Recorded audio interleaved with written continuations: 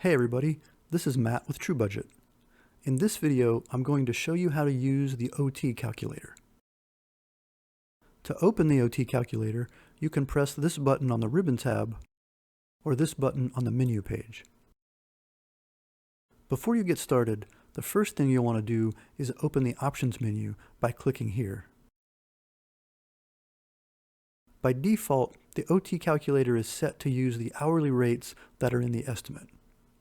However, using this drop-down menu, you can change that to the working. If you have any phases enabled, you'll also be able to select one of those. For this video, I'll select the estimate. You can also choose whether or not to include the fringe, PH&W, production fee, and insurance. By default, these will all be set to yes. Each labor section of the budget is listed on this sheet. To find the next section, just scroll down. So that you can see the entire section on the screen, I'm going to move down to section G. The columns in yellow are showing information that is currently in the budget. These columns are just for your reference, and the data in them cannot be changed here. To make a change, you must do that on the budget pages themselves. You can actually choose which columns are visible on this sheet, and also which sections, by clicking the Display Options button. Here you can choose which sections to show, and here you can choose which columns to show. The checkboxes under From Budget are the yellow columns, and the checkboxes under OT Calculator are the white columns. To do an overtime calculation, just input the amounts of overtime hours into these columns for each line number.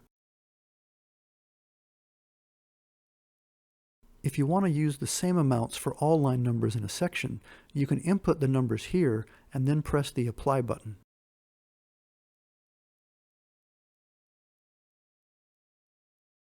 The variance column shows the difference between the amount of overtime in the budget and the amount on the OT calculator.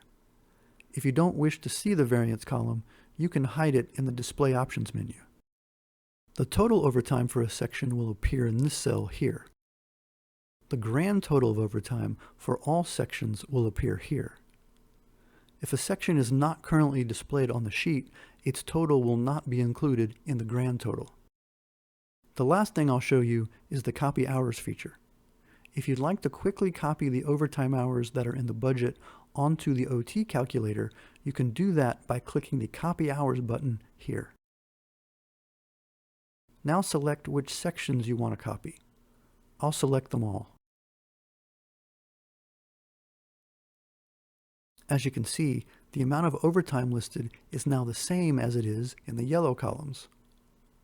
Now you can make changes to the numbers here, and the variance column will show you the difference.